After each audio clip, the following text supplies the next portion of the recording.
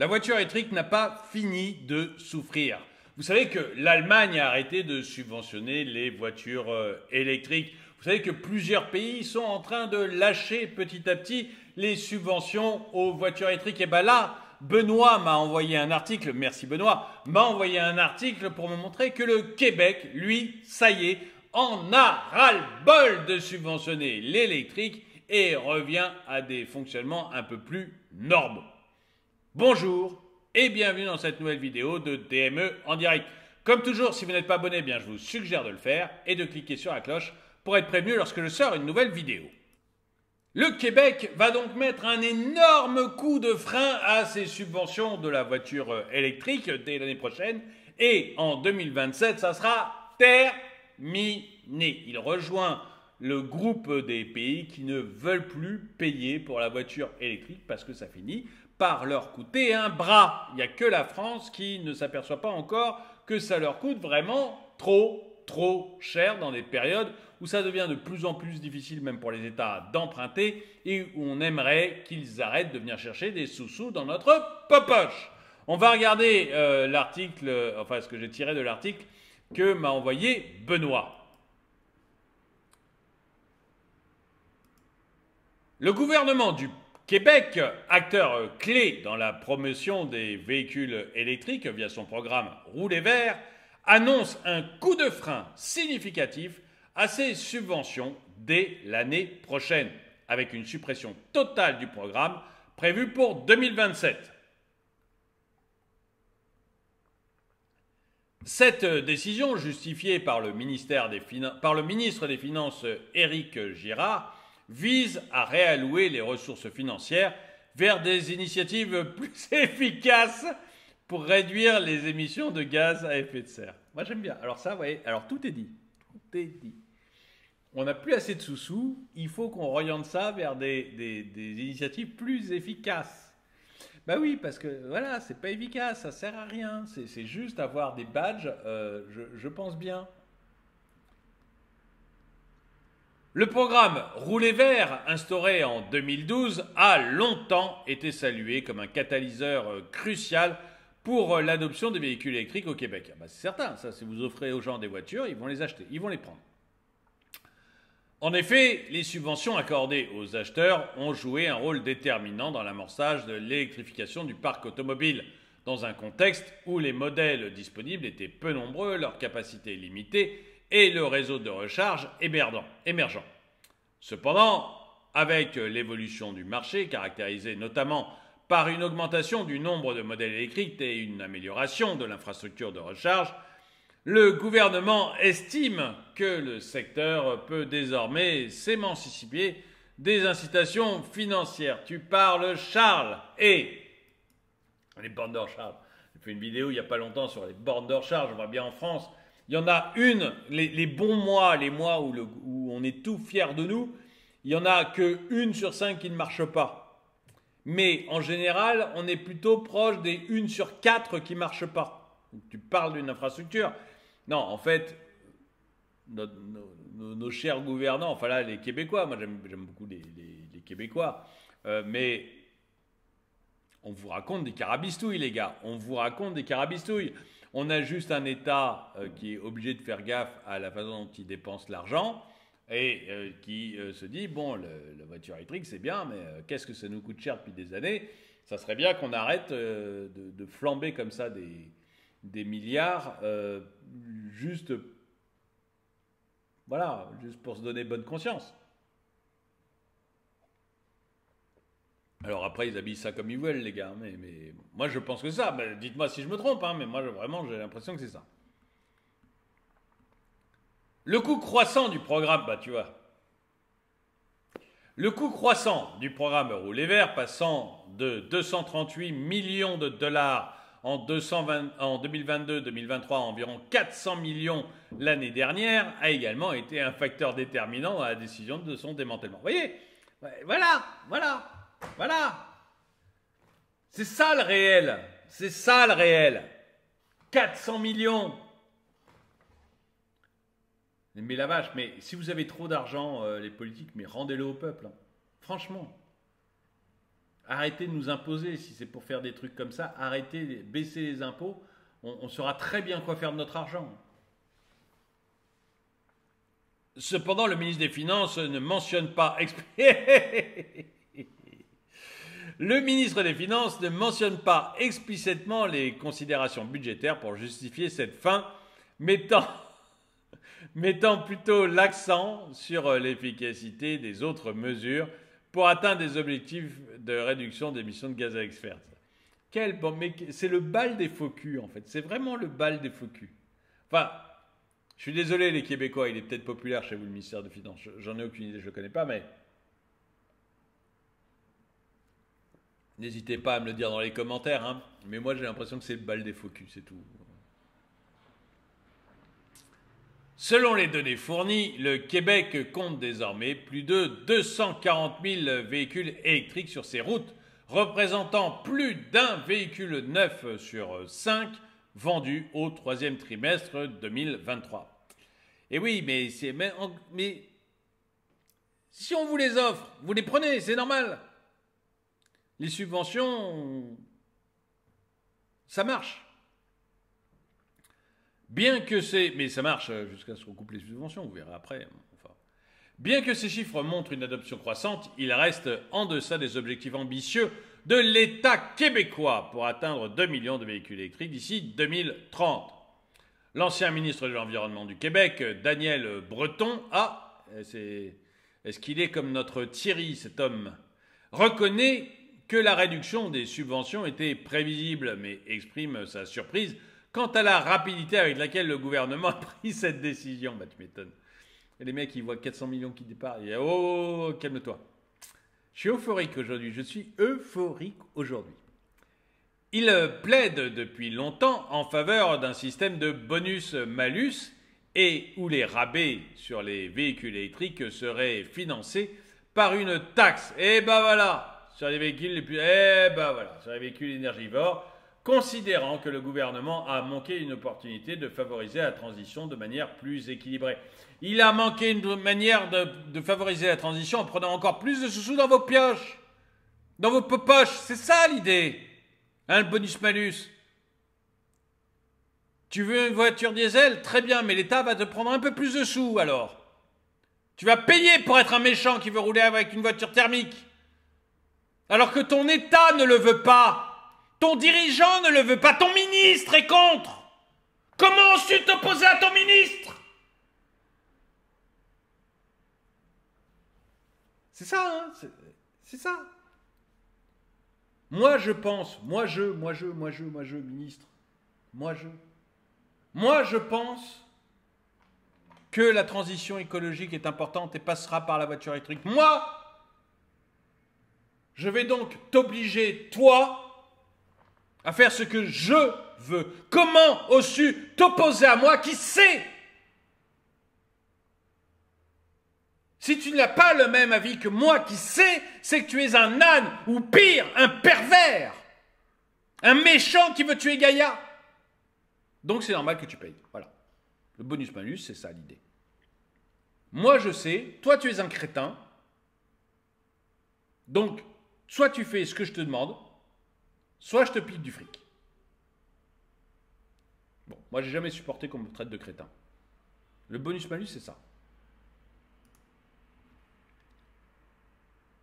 La réaction de la Corporation des concessionnaires automobiles du Québec, la CCAQ, met en lumière les préoccupations de l'industrie quant à l'impact de cette décision. Et oui, on n'arrivera plus à vendre nos bagnoles si ce n'est pas l'État qui les achète.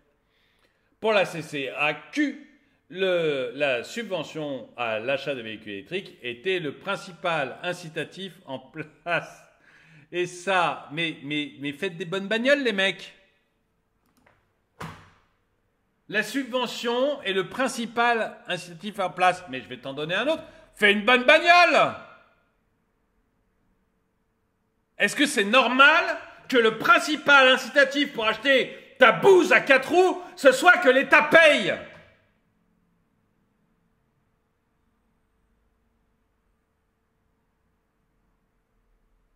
Vous vous rendez compte, Coca-Cola, qui vous dit demain, le principal incitatif pour acheter mes bouteilles de Coca, c'est que l'État les paye.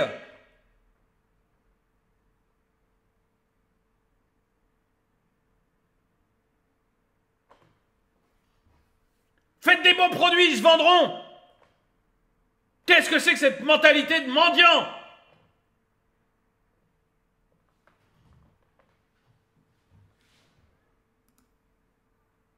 Excusez-moi, je passe de l'euphorie à l'énervement, mais franchement, c'est une mentalité de mendiant ou de pickpocket, je sais pas où on en est là. Eux, c'est des mendiants, et le ministre, un pickpocket. Il va aller chercher les sous-sous dans votre poche pour le donner aux mendiants. Mais il y en a marre. Mais soyez des hommes debout, bordel. Faites des bons produits, ils vont se vendre. Mais c'est sûr que si vous faites des bouses à 4 roues, ça se vend pas.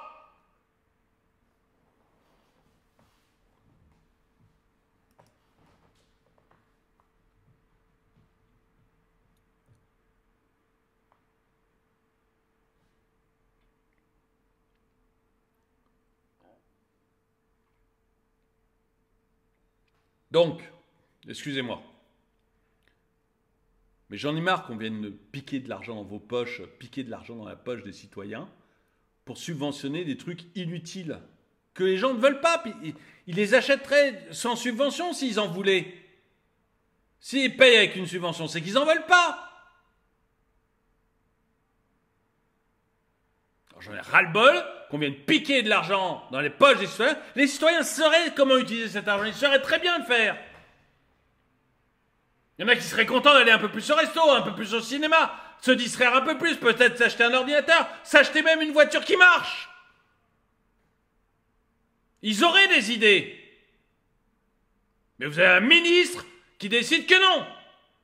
Qu'il faut leur prendre l'argent dans la poche parce que ce sont des crétins, les gens, et qu'on va le donner à la voiture électrique. Parce que moi, ministre, j'ai décidé que c'était bien la voiture électrique. Et ça m'agace. Voilà, ça commence vraiment à m'horripiler que des gens qui n'ont jamais rien fait de leurs 10 doigts. Vous savez, je suis ministre, je ne sais rien faire. Je cite souvent les bons auteurs et Louis de Funès. Je suis ministre, je ne sais rien faire. Des gens qui n'ont jamais rien foutu de leurs 10 doigts pensent qu'ils sont plus intelligents que moi du simple fait qu'on leur a donné un poste de ministre.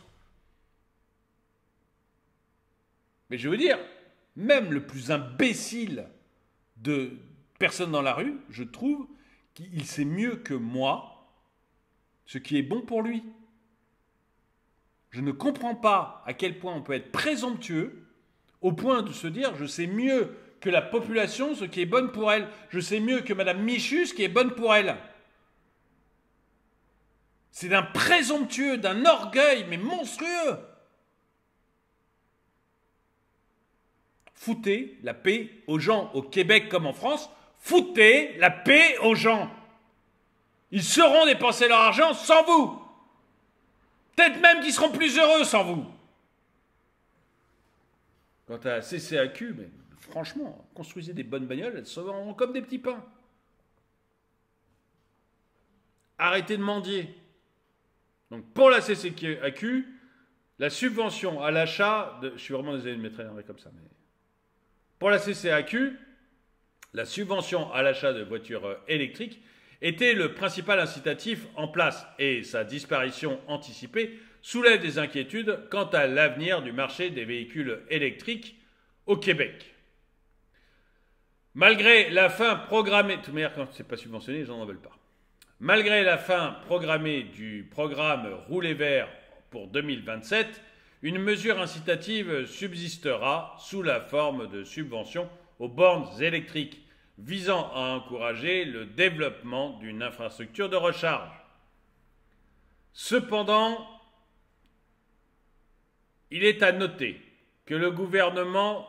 Putain, vous aussi vous avez besoin d'un Milei. Hein. Honnêtement, vous aussi vous avez besoin d'un Xavier Milei. Hein.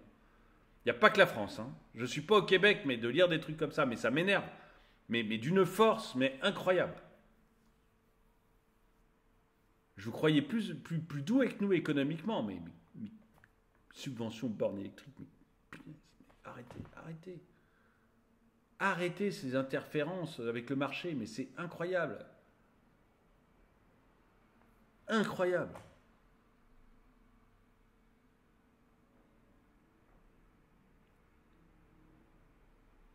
Cependant, il est à nommer que le gouvernement fédéral maintient son propre programme de subvention à l'achat de véhicules électriques jusqu'en 2025 ou jusqu'à épuisement des fonds, ce qui pourrait atténuer en partie l'impact de la décision provinciale. En somme, la décision du gouvernement québécois de réduire et d'abolir progressivement les subventions aux véhicules électriques marque une transition dans la politique publique en matière d'électrification des transports. Ok. Bon.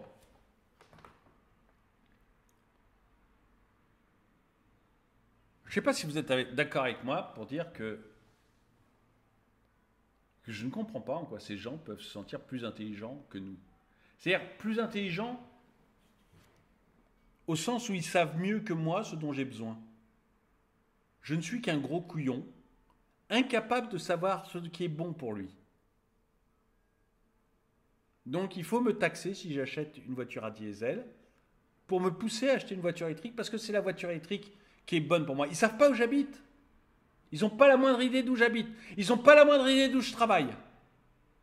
Ils ne savent pas le nombre d'enfants que j'ai, ni même la famille que je représente. Mais ils savent que la voiture électrique, c'est la bonne chose pour moi.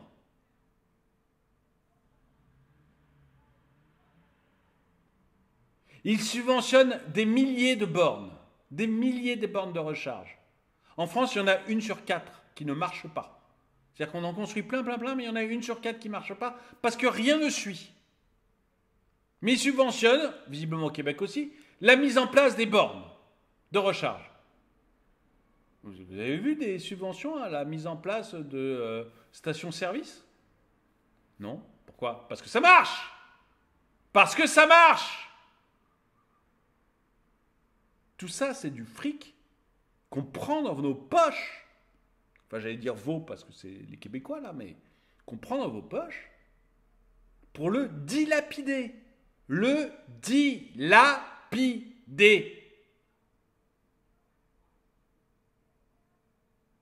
Quand on aura arrêté de subventionner ces bouses à quatre roues là, les ventes vont s'effondrer. Il y a 54% des gens qui ont acheté des voitures électriques qui ne sont pas satisfaits, qui vont revenir à la thermique.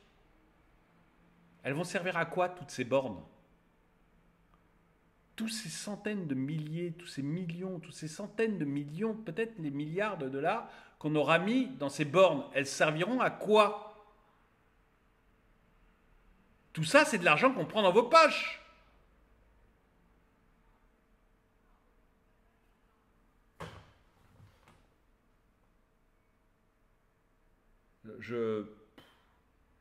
Il nous faut des Xavier Milei, vous savez, le président argentin, partout. En fait, parce que ces gens ne comprennent rien à rien.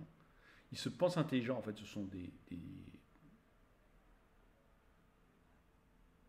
Ils sont biberonnés à l'État, à l'étatisme, et ils pensent que l'État peut tout, sait tout, fait tout.